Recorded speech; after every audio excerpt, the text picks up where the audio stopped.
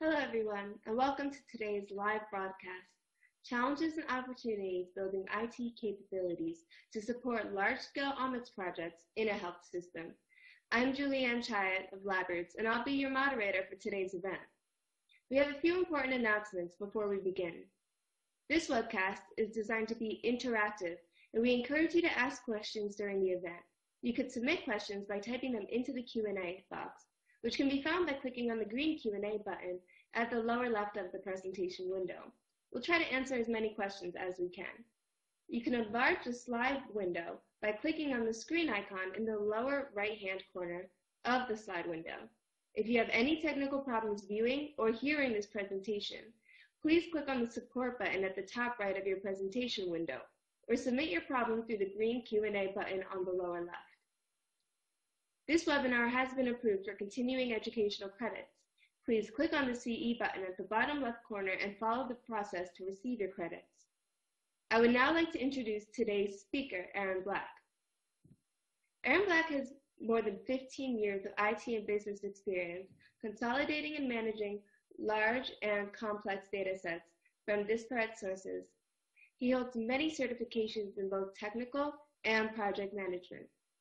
At Inova Translational Medicine Institute, Black and his team are building a world-class bioinformatics infrastructure for the Institute's massive and varied data to support genomics research and clinical services, and ultimately for the purpose of translating genomics research and medical discoveries for improved patient care. Previously, Mr. Black was the informatics manager and leader for the Biospecimen Core resource at Nationwide Children's Hospital and the National Cancer Institute Genome Atlas Project. He was co-architect for the flexibility data model to store and access data from studies from more than 30 cancer subtypes and clinical data from biobanks and academic institutions across 5 continents. I will now turn it over to Aaronblack for his presentation.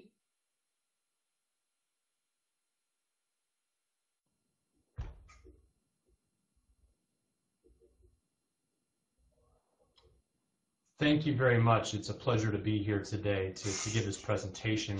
And before I do want to plug another presentation today. About 30 minutes after I'm done, Dr. Ben Solomon will be doing more of the scientific part of this presentation, where I'm going to be dealing with more informatics and IT. But Ben is definitely going to drill down into the science and the application of that within our healthcare system. So if you are more interested or is just as interested in that, please listen to Ben here about a half hour after we're complete. So I want to start with my presentation now, which is really looking at the challenges and opportunities we have to build these IT capabilities to support the research, the clinical application of genomics. So today, just to start, as I get used to the interface, is to do an outline, just to give you an idea of what we're going to talk about today. So first, I want to give context to what we do here at Inova, and in particular at the Inova Translational Medicine Institute.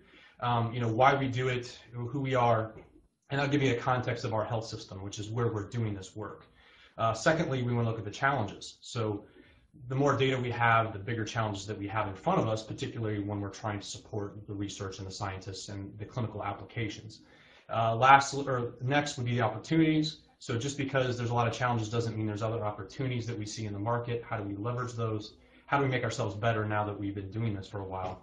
And then really wrap up with a couple things, which is, what's next?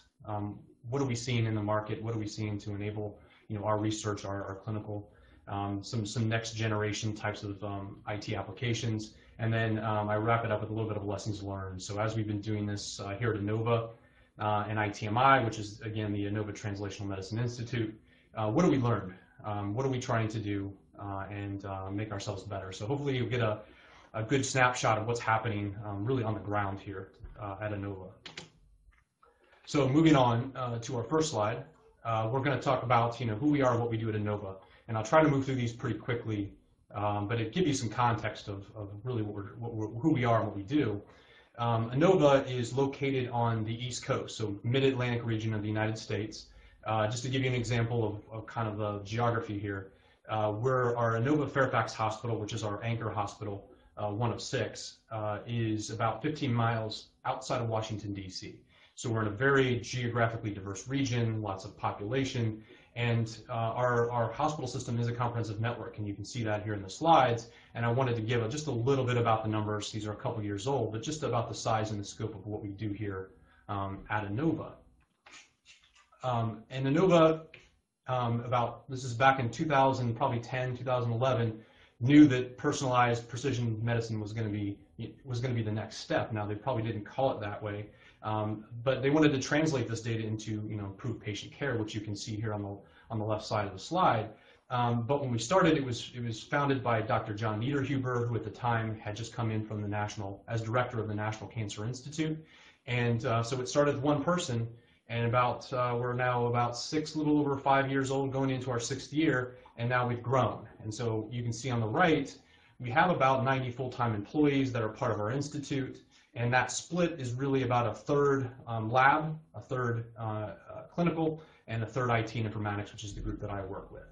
On the technical side, lab technical side, we have a research lab and we have a CLIA-certified clinical lab. The clinical side, that's really a combination of people who are consenting patients, that are drawing blood and getting that to the laboratory. I mean, there's all wide ranges of clinical services that we provide, from even data entry and data quality. On the IT side, we kind of split that amongst infrastructure, really data management, the data modeling, as well as bioinformatics. So that gives you kind of an idea of the team that we built here at ITMI. And then really moving on to, what kind of studies do we have? So again, we have our research component, our translational research component. We now support over 12 studies within the health system. I'll highlight a couple of these here. And even some of these numbers are maybe 3 or 4 months old. So we have probably close to 4,000 different families that we've enrolled. So our major studies are related to infant birth. So a preterm study, a longitudinal study, and then a disease on rare variants within our neonatal intensive care unit. And when we do our studies, we are doing these in what we call trios, which is mother, father, and infant. So we have the family unit for most of these larger studies, which are here on the left-hand side. We have an integrated biobank, so we track the specimens. We not only do whole genomes for our patients or for our studies, but we also do other RNA sequencing, methylation, expression. So we try to do a lot of the systems biology approach. But what you're seeing here is there's just a lot of data that we're tracking on the IT side that has to be put into an actual place that our scientists can work with. So again, for context, there's a lot of data that we're tracking. And about 2 years ago, we also started a genomics, the Inova Genomics Laboratory, or IGL. And this is a clinical testing facility, CLIA certified. So really what we've been doing for the first couple years was a lot of research projects, and we continue to do that. But we've now evolved into doing actual testing for our clinical system. So just a couple examples of things we do today. One being pharmacogenomics. So we have a couple different variations of that, and we're going to drill into the informatics part of this. But we do pharmacogenomics, where we can do individual drugs based on point of care. And what we've rolled out more recently, early this year, is pharmacogenomic panels. That's a lot of words there. But we term that, it's branded MediMap. So we do 7 genes, and we are right now rolling that out to all of our infants. They have to consent to it. The parents do, but they're able to get their babies to have a comprehensive panel of 7 genes and really tried and true alleles and what they do to those babies, and we store those within the health record. We also do cancer panels, and right now we use those for our molecular tumor board, but we also use those for the patients who, we can treat their tumors more precisely by doing those panels. Informatically, obviously that presents a lot of challenges because this is new for typical EMR systems. So EPIC in particular is our EMR, our electronic medical record, and electronic health record. So right now when we do pharmacogenomics, we do custom reports. We spend a lot of time to modify those so that our clinicians are comfortable with what they're seeing, because sometimes this is the first time they've seen a report like this. And then we also parse these into discrete results, and we'll go into what HL7 is, but that's the mechanism of how we exchange this information, and there's standards that we have to adhere to when we want to put these into our EMR. We have knowledge base vendors who support us when we're have to keep those knowledge bases up to date. And then we're starting to develop what EPIC terms best practice alerts, which are really clinical decision support. So as a patient comes in and they want to get a drug prescribed, we're able to alert them to, is this treatment, is this drug going to be good or bad for them? And so we're trying to integrate all this data into the healthcare system. And then the cancer panel, same thing. Not as mature as pharmacogenomics when it comes to the knowledge base and also to the parsing of that, but we're very much integrated into the development of that with the standards of HL7. So what does that do? So that's the context. Well, the learning healthcare system is kind of a branded term, but the data we have to bring together so we can treat our patients better, and that's what this slide is really about. It's hard. When you deal with this type of data, both the bigger data and I would call the non-standard and messy data, we need to bring this to a whole, and those are kind of the way that we build our teams as a cross-functional team to support the vision of the healthcare system. And then really the last couple slides here about Inova are really what's coming in the future. So again, to give you context, Inova has put a significant investment in developing precision medicine, personalized medicine, translational medicine, our institute, and then they're going to be rolling this out to a bigger campus. ICPH stands for the Inova Center for Personalized Health. So really moving to a health and wellness type of area as opposed to necessarily always treating people who have already been sick.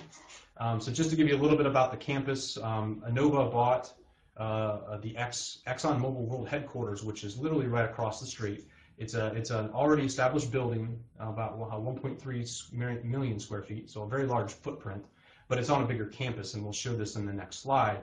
This slide is really to show, this is really a connected part. So over here is Washington, D.C. This is where the campus is, and if you look at the next slide here, the vision of the campus right now is where I'm sitting over here at the Fairfax campus, so it's a pretty large health system campus, but you can see the size of the new campus, and we'll show you the buildings.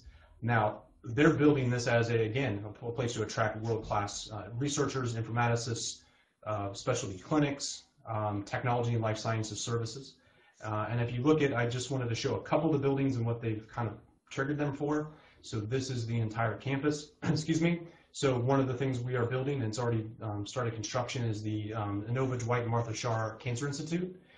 Very generous donation by the Shar family.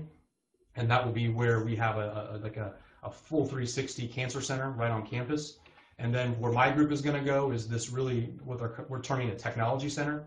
And so my team, along with the healthcare system, along with a lot of new technology places or services, will be located in this building. So again, looking for context, you have a health system who's now put their money in a translational research center like ours, is starting to do clinical testing in small increments, so almost in an incremental and agile way. And it's really starting to build upon that with the new center. So with that context, that presents a lot of challenges. That is not, what they're looking to do is not trivial, especially in a position where I'm at, which is to help build and support these broad visions. So really to start, I wanted to really tackle this kind of dichotomy between healthcare and research. So my previous experience has been more on the business medical billing side until about 9 years ago when I got into a project called the Cancer Genome Atlas. It was really my first foray into building a research system. And so these first couple slides are really to kind of highlight that when you're trying to build a research-focused organization within a larger healthcare system, there can be challenges. And in a lot of ways, we consider ourselves kind of a startup within a healthcare system. So, they're complementary missions, and we want to embrace those, but there are also some things that are different. So for example, a healthcare will focus more on patient care and patient safety, whereas in a research, we want to build studies, we want to do the analysis, we want to do, our work. And they can be kind of different when we're looking at how the IT systems are focused, where on the healthcare side, we're looking at security, redundancy, uptime, and billing. Where in research, we want to be fast, we want to agile, we want to support the scientists in the way that their minds work, which sometimes can be, just fast moving. And a lot of this technology can be transient. And I put that there because sometimes, this could be here for a year or two, but then a year or two it might not be. So sometimes there's not that long-term focus of building an integrated system or a set of services that can be leveraged by multiple researchers or projects. And that's where sometimes we struggle. Now, the other thing is the way the healthcare systems are, they're protected, and that's for good reason. We want to protect our patient data. But when you're on the research side, especially in these large-scale genomics projects, we want to share, we want to collaborate. We obviously don't have all the knowledge in the world about this. So what we do is, just in this kind of a little bit more of a caricature of what's going on, we tend to firewall our data and technology when it comes to the clinical systems, and we only give preferred people access to those and do a lot of stringent collaborations with them to make sure everything is secure. On the research side, we still have to have that security, but the due diligence sometimes, you see this dichotomy. We are going to be using clinical security parameters for research data, and that's where we have to come to that harmony of what the secure measures are, because we're sharing with multiple partners. We want to publish papers, we want to download information, and it's my job and my team's job to broker all that to make sure we're doing the best we can and making sure that we have the tightest security policies needed. So what does that do? So that's really a high level, but when you get into the actual data information, there are even a little bit of changes that I've seen. So when I first came in, a lot of the places that I had been, they saw their data that it looked something like this: a huge, repository of data that was codified like a library. You could look things up. You had to grab the information and open up the book, but you wanted it all coded. But really, this is not reality. That's not what happens in data. And I joke here when I show this screen, but it sometimes looks a little bit more like this, which is where we just pile things on top of each other. I don't know how many people have gone to their your SharePoint or your shared directory, and you see these just files and files and files. We need to find some happy blend here. We're not on either side of that spectrum. We don't want to be. We want to be somewhere in the middle, which is knowing where the information is and codifying it correctly, which is where, again, healthcare systems are a little bit different when they talk about data standards. A lot of their data standards are built for billing and government regulations, high-tech rules and meaningful use. And then billing, they're a business. They need to get paid. And so a lot of the times when they do that, that can be misleading for our researchers who aren't sure if that's really the diagnosis that should be associated with what happened to that infant or that child at that time. And in general, we find that the EHRs, it's a federal mandate for us to be on an EHR within the health system, but it's still fairly new. And in many cases, you see just some maturity that's needed in certain areas, even within a health system itself. So, healthcare has now started to embrace that standardization, but it's still early. On the research side, the concept's great, but it's really hard to implement, especially when you're dealing with multiple research organizations. And of course, there's always something new that's coming at us, a new data type, a new, just something new. So on both sides, where we're at in our health system is we're trying to straddle both of those. Now, here's a little bit more of a visual, and let me see if I can do some of these tools with this slide. So when I first got here, I got to Inova about 2.5 years ago, and of course the actual Inova ITMI is about 5 years old. So they had a couple years of head start of generating data. So one of the first things we tried to do when we got here was just let's quantify what's going on. Like, where is the data? How is it coded? What do we need to do? What are the gaps? And what we found was, and we've been doing whole genome sequencing for about 5 years, is they had two different types of vendors for this. So they had started off, and you can see here in the corner, let me get my mouse here, that they had started with complete genomics. So one of our larger studies was done on complete genomics platform. But complete genomics was bought by Beijing BGI, and of course they stopped servicing us, so we needed to move to another vendor, so we started to work with Illumina, so Illumina platform. And what you see on the screen is really two different types of data. So across the top here, we have just the file size in gigabytes. So from 0 to 600, you can see there's quite a bit of variation here for the orange, which is the complete genomics, but then you see here in Illumina land, it's very consistent. And actually, if you look at this one particular piece, and I know there's a nice little tool for this one, let me do a box. So you can kind of see this area right here, it's almost bimodal. What happened was Illumina, and this is where the data gets messy sometimes, that data had been deposited twice. So these are individual people. These are just our de-identified identifiers. And so they deposited it twice. So you see Illumina's pretty good, pretty consistent, and then we got a secondary one. So we're finding ways. This is actually a big report that we do in Tableau, which is a nice tool for visualization. And we just noticed this and said, why are they like this? We can highlight these. We look at them and say, well, they're actually in our repository twice. So what this shows you just really quickly is the variation of data we get. I mean, look at all of this. You know, how do we know when we have them all? How do we know all the data moved correctly? And that was one of the first challenges that we have when we're looking at these large-scale genomics data. So to move on to the next slide, this is kind of the big level. When we drill down a little bit further, let's go down to the next slide. Then we started to ingest those files. And so for those of you who know, these are variant level kind of tables here. And one of the things we found was, you know, if you store these things as flat files, that's fantastic. A lot of people are used to command line and they can access this data, but we needed a central place to put that, to make sure that we had all the data, that it was connected to our patient records, so our phenotypic information. And so what we did is in the past year and a half, we built a Hadoop cluster, and we use a tool called Impala. And what Impala does is it makes these flat files look like they're in a relational system, so you can write SQL queries to do that, and it's done and it uses MapReduce and a lot of in-memory infrastructure to run these things very quickly. So it's nice and it can scale.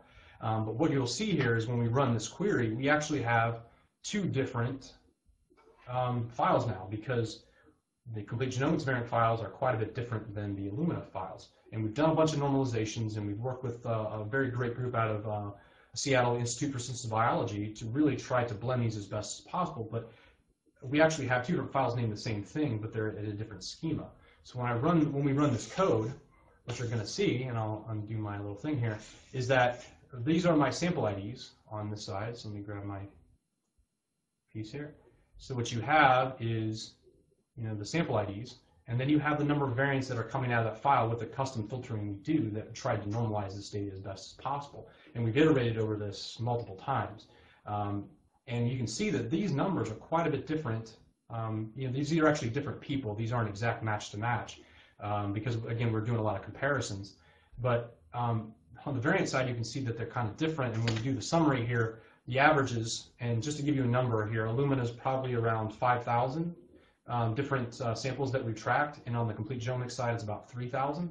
But you can see when we look at the averages of how many variants are in each file, there's about a 40% difference. Now, most of that's on references and quality scores, but that creates a difference. And again, when we're looking to prepare this for scientific use, it can be challenging. And the other thing is this is getting quite large. And for those of you who are working with large-scale genomics, you know that this can get quite large, and the CPU and storage costs can be quite large. So just to give you an idea of what we're looking at, when we're just looking at just variants, we're not looking at clinical data, annotations, any of the pipeline stuff that's coming off of this. You know, these are the kind of the round numbers of genomes that we've now ingested, about 8,300. The number of rows total, so when you give the average, and again, these are just raw numbers for you, that's about 208 billion rows of Illumina data and about 63 billion in complete genomics. When we did our normalization, this is how many columns. So when we do kind of a matrix, you know, our total data point tracked is somewhere in the 7 trillion row area.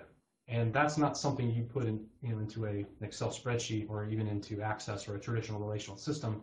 You need big things. But we have to address those variations so that we can do our work effectively and with high quality. And even drilling down even further. So this is, I'm going to kind of transition to the actual tests themselves. So, you know, we build these large systems in order to translate this to better patient care. And in our genomic testing, we're starting to do that too. Now, I'm kind of disappointed that I didn't do this better, but there's a lot of standard codes that are out there that we're trying to adhere to. So LOINC is, and I wrote it down here, it is the logical observation identifier, and it's a system that is online that helps us with laboratory codes. So as as meaningful use in healthcare systems need to standardize, this is one of the things they standardize to. So every lab should have a LOINC code that describes it, and you can barely see this over here, but this is an actual just identifier that says this is the LOINC code for the test that I'm providing or the result of that test. And there's about 1,000. So if I go out to LOINC, and it's about 80,000, 100,000 different codes that you have the opportunity to try to use. If you go out there for molecular genetics, and you can barely see this, but it says molecular pathology and dot mutation or .mut. If I look at a particular gene, you see all kinds of things that come back, and it's very confusing for us when we went out there for the first time to say we want to do a pharmacogenomic code. How do we codify it? And this is where we started, which was, what are our standards? How do we now take that and apply it to clinical care? So to give you an example of some of the things that we're actually still we're helping define, and we're still trying to work with users and experts in both LOINC and HL7, which is the way that health systems exchange information, to understand how do we do this for genetics and genomics. So a lot of these things are still being defined, and we're trying to work with these groups to do this. So just to give you an example, and I put this in here, it's very much an oversimplification, but sometimes we have to do this in order to understand the challenges for people who don't deal with this on a day-to-day basis, like many of you. Is if we're doing kind of a simple variant and we're looking at the rep and the alternate in our sequence, maybe that's codified to something called blue. But if we do a complex variant, which is just one or more, or two or more, you might have one that says blue and one that says yellow, but when you want to codify that, what do you call it? Do you call it green because that's the combination? If you put it on a palette, it's red and blue, and again, this is simplified. But what if there's 3 and 4? Do you call them what the combination of those colors are? What's the the actual interpretation of those together? Do you codify them in one long string where you're just kind of adding them together? What is the standard for that? And that's what's still really being worked on when it comes to doing this. And then structural variations are very difficult to codify. So now, in that same scenario, the yellow and blue were switched, and there was a sequence inserted in the middle. Again, very oversimplified. But then, what do you call that? That's where, when you put this in a discrete element, not a report with an interpretation, what do you call those variations? And these are things that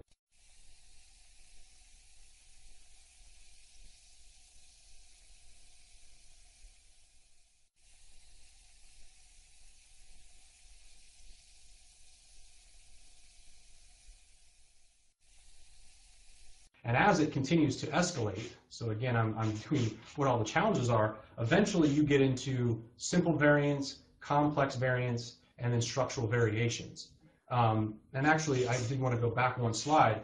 When you get into things that aren't just simple pharmacogenomics, and you want to look at transcriptions and genomics and alleles, each one of those has codifications that we have to track. So what ends up happening when you're in that kind of that research mode, where you're building the assay, you see the results, now we have to look at, okay, what's coming off the machine, what is it called, what are we trying to do, in what context are we trying to run this panel, what identifiers are out there that are standards. So for example, in cancer, it might be cosmic.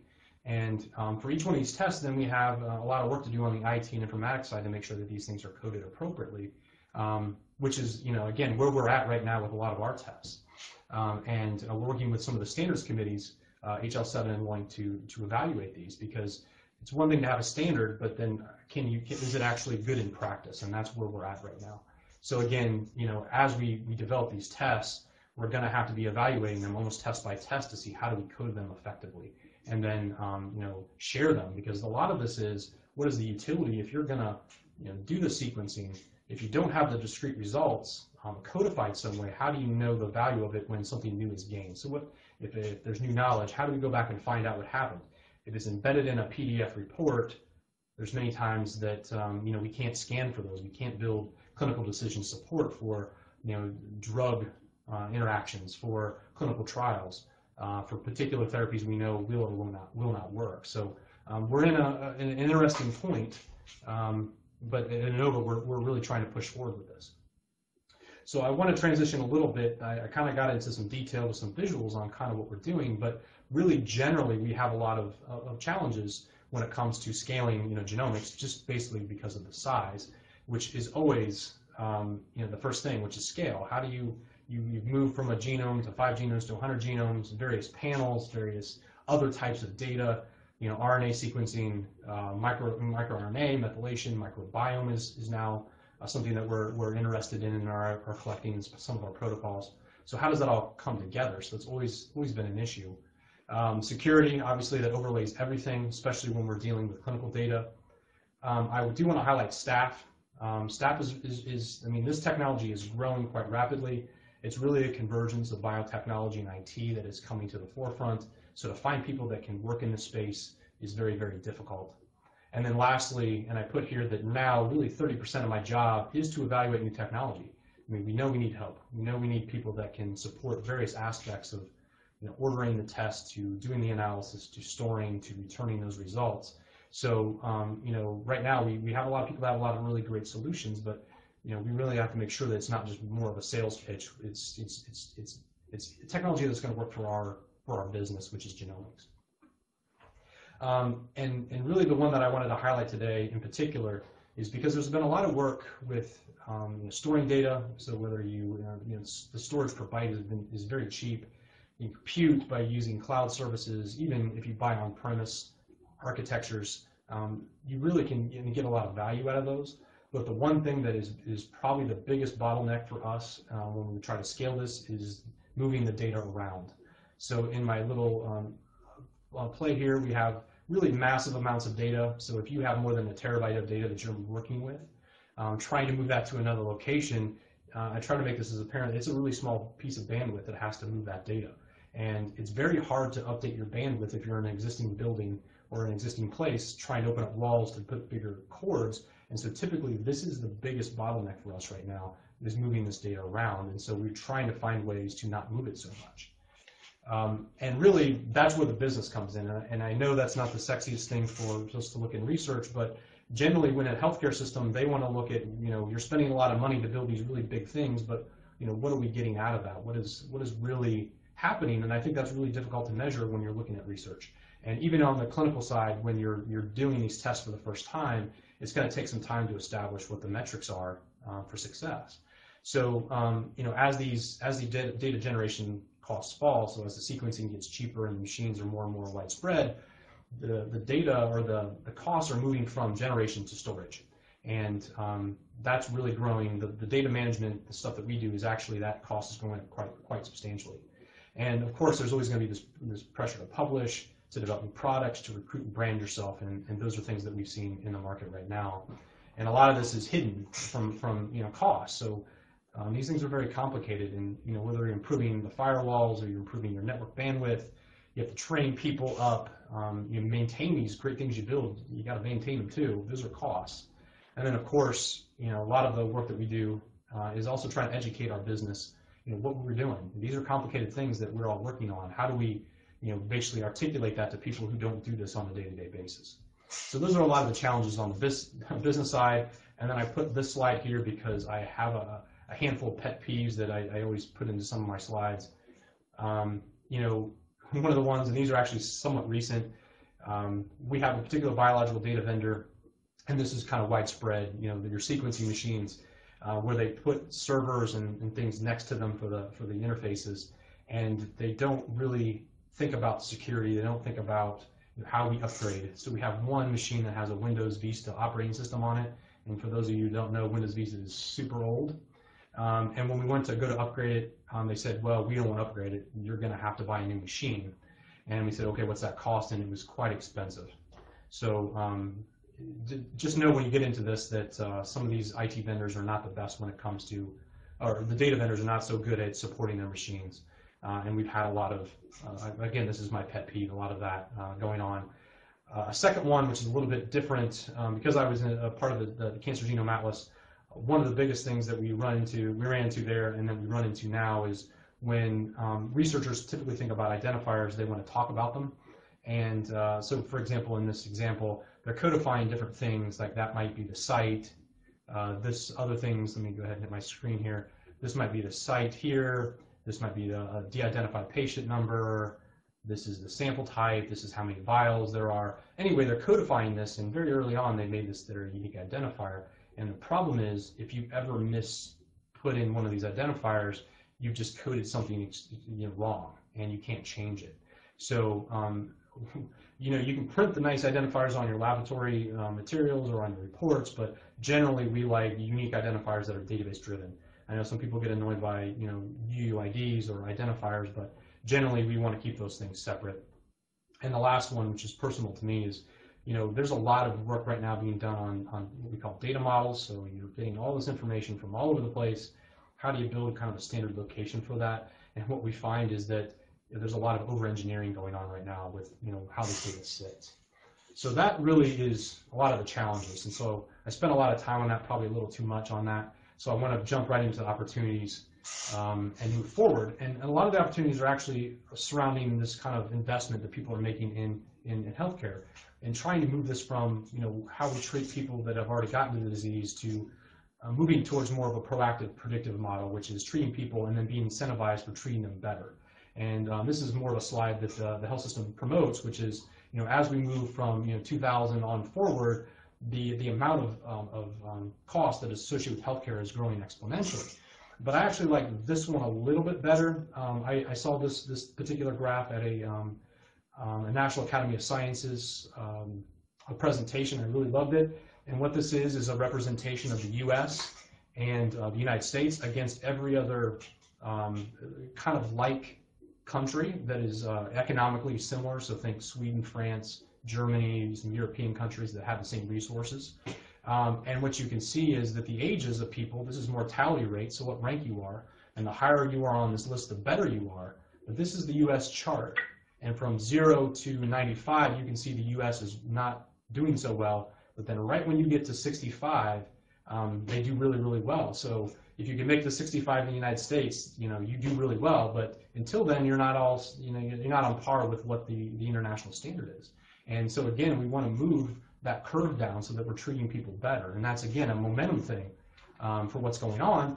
The other thing is there's a huge consumer demand for genomics. A lot of things that are being written, a lot of the companies that are being invested in are these direct-to-consumer genomic engines. So the demand is there. It's not that people don't want to try this or want to be part of this. It's just doing it right. That's really the key. But there's opportunities there for healthcare systems to do this right.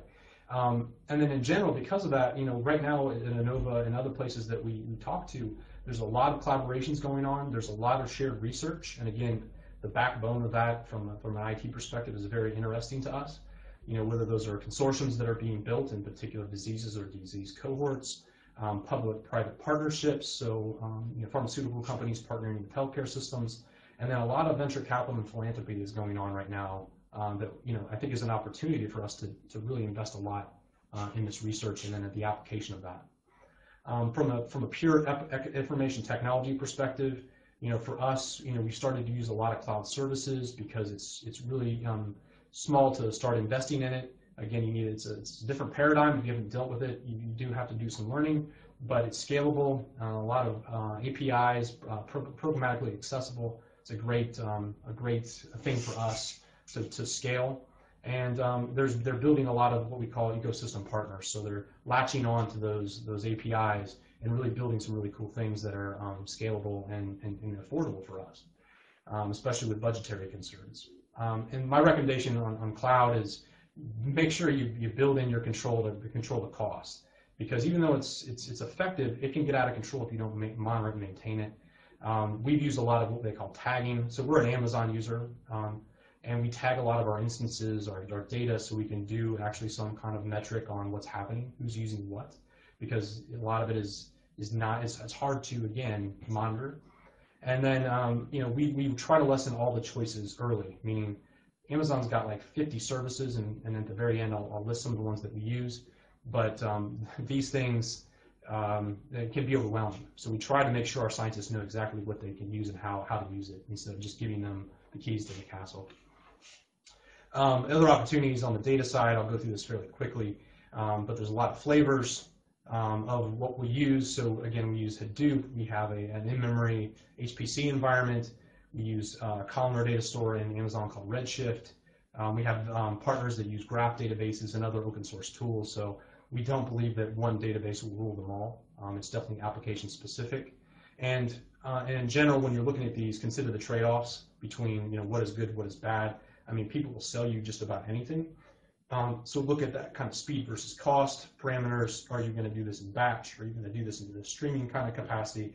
And then how do they do software upgrades and versions? So again, you have to maintain this going forward. So these are some of the checklist items that we do as we're evaluating software. And I think that comes to one of my last ones, which is, right now, when I first got into this 8 years ago, the maturity of the vendors, the people who are trying to sell you tools and technologies were pretty very, very, very new.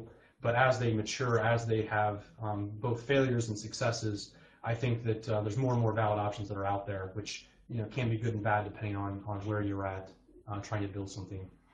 And then again, just kind of wrap that up. A lot of momentum, the push to do this, government, academia.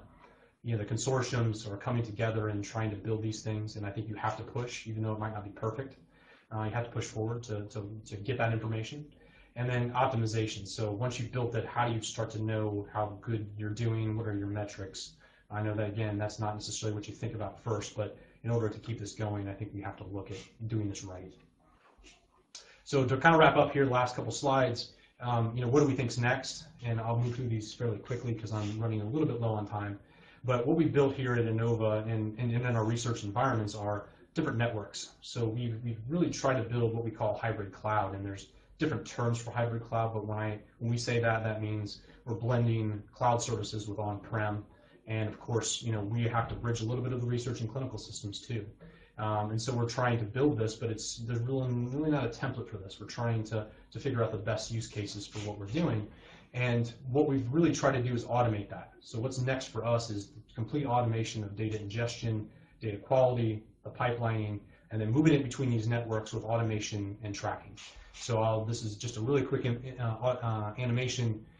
As the colors get darker, that means we're processing that data more and more. So this might be biological data coming into Amazon, moving through our different data sources, pipelines. It gets hard. It gets really, really fast. And then what we have is a nice HPC environment on a research network, which is where we want people to work. And then on another route, we have our clinical systems. We do a lot of modeling, de-identification, so a separate even kind of route it gets moved through. But again, we want to have a central place where this data is going, so when a scientist comes in, they know where that data is. They don't have to kind of figure out which bubble it's in and do I have access to it. We have a central control on it. And each one of those colors, we want to make sure that that's the fastest, we're getting the most bang for our buck. So if it's in memory, that's expensive versus a long-term tape storage or Glacier, which is Amazon's. We're definitely costing tiers you need to think about. And then again, we are now building hybrid appliances that can make our research environment and our cloud environment for research and our internal research network look like they're the same environment. So not moving the data so much. So we said bottlenecks or movements of data. We're finding that there's a nice ecosystems that are being built where we don't have to move it, but we can present it as if it's local. But of course, there's bandwidth issues and it can be expensive. And I won't go through too much of this, but it'll be out here online, where we've been doing a lot of testing where, and again, this doesn't show up so well, but the green is when we do all on-prem calculations. So this was testing some quality control on BAM files. And you can see these are the number of seconds. So this is probably 400, 500, 600 seconds to run an actual QC on a BAM file. And then we started to say, well, what if we do the QC using compute resources that are on our on-premise network to what's going on in the cloud? And you can see once we prepare it in these hybrid appliances, it's actually much faster. So it eliminates the movement, and there's cost associated with this. But generally, we're finding that the initial use cases of quality control for us make this hybrid cloud a viable option for us. And then automation. So just to time out this last minute or so, we are using a lot of Amazon right now, and we're trying to build Lambda, which is a service that runs code. They call it microservices. So instead of having to build big computers, you can run it ad hoc and get billed for just what you run. Simple workflows, moving back and forth, logging and making sure that we know what's going on. CloudFormation, spinning up automated configuration management, data pipelines. Again, a lot more to this, but generally we want to automate as much as possible. And then finally, my last slide is a couple slides here, which I'll run through very quickly. The lessons learned that we've had by building these things over the last 3 or 4 years. Bigger is not better. You want to put a bunch of data in there, but quality is always going to win. I mean, you have to have size, but quality is definitely something you should keep in mind. And then you're always going to try to trade-offs between speed and then what the costs are. especially when it comes to these elastic networks where you can do things very quick, but you're going to spend a lot of money early on versus kind of moving that across. Standard technologies, again, make sure you're trying to find these technologies that work for you, not just what you're being sold. Focus on execution. Sometimes, especially in our world, there's so many cool things, you want to do them all. Try to do them in an iterative manner. That's something we learned. We try to do too much too early. Create cross-functional teams. Try to do this communication very, very well. Understand what they need, not just build it and think that they're going to come to it. The presentation. This data, again, is large, but a lot of times the presentation of that data is even more important than what you're doing. We found that specifically in clinical testing. It's very important of how you represent this.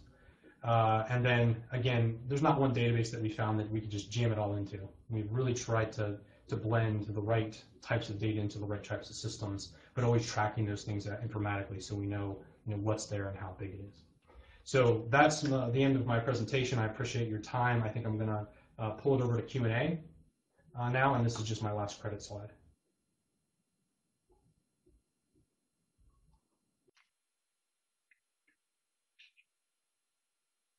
Thank you for that informative presentation.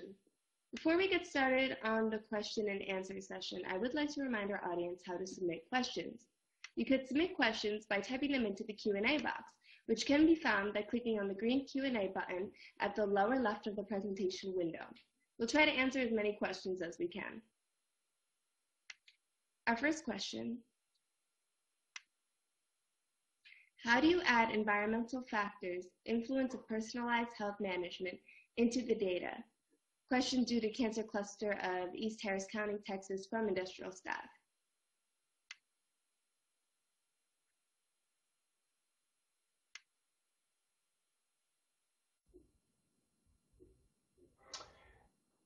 So that's a very good question, and here we're just starting to get into the environmental factors. So we're writing some grants with some collaborators who actually do a lot with environmental factors. So it's a very interesting space. What we've been trying to do now is just when we enroll our patients, we do know where they live. So for an environmental factor, if you're looking at what's the air quality of where they're living, what are they doing? We're working with a group that we know where they live, we know when they move, because we poll them every 6 months. Our studies are longitudinal, so we can ask those questions. And then we're trying to use these, again, other resources to help us to interpret that. How do we use that data? How do we kind of blend those two? The other way we do environmental is we do surveys. So we have things like, again, from an infant-birth perspective, we ask them, the nutritional questions that are very standardized and can be scored. We ask them, about their living environment. Are they still with the husband? What is their, have they been laid off? Do they work? Things that we can track across, so what are those factors and how do they influence, their disease management? So we have a pretty small subset. I mean, we don't do this across the entire health system. So our cohort's 10 or 15,000 people. But these are kind of ways that we're trying to track not just the genomics, but the environmental factors, meaning your physical environment, what's your psychosocial environment, your nutrition, and I think that's going to mature quite a bit as we expand our services to try to integrate that data in. But I think it's going to be a challenge.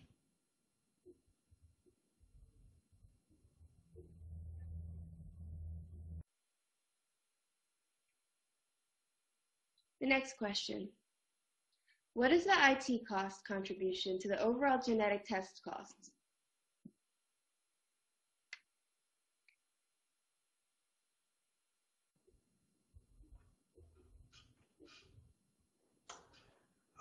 So the IT costs, there's many of them. I would say it's somewhere around 30 to 40% of the overall cost.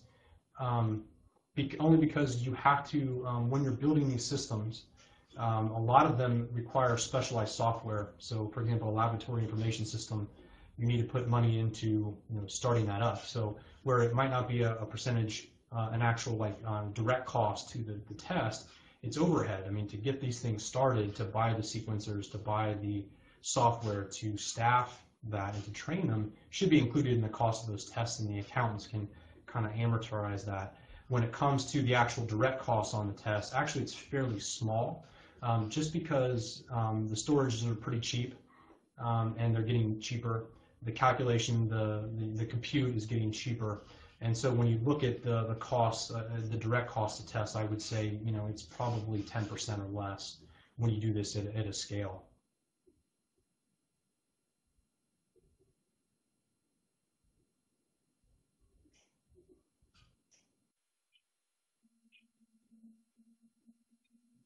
There are no more questions. I would like to once again thank Aaronblack for his presentation. Do you have any final comments?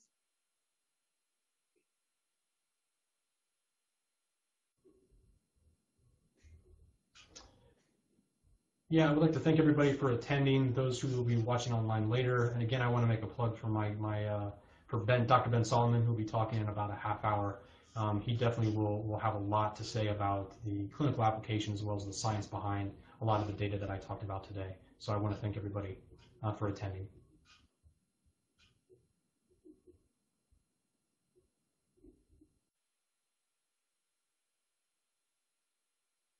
Today's webcast will be available for on-demand viewing through May 11, 2017. You will receive an email from LabRoots alerting you when this webcast will be available for replay. We invite you to forward that announcement to your colleagues who may have missed today's event. See you next time, and goodbye.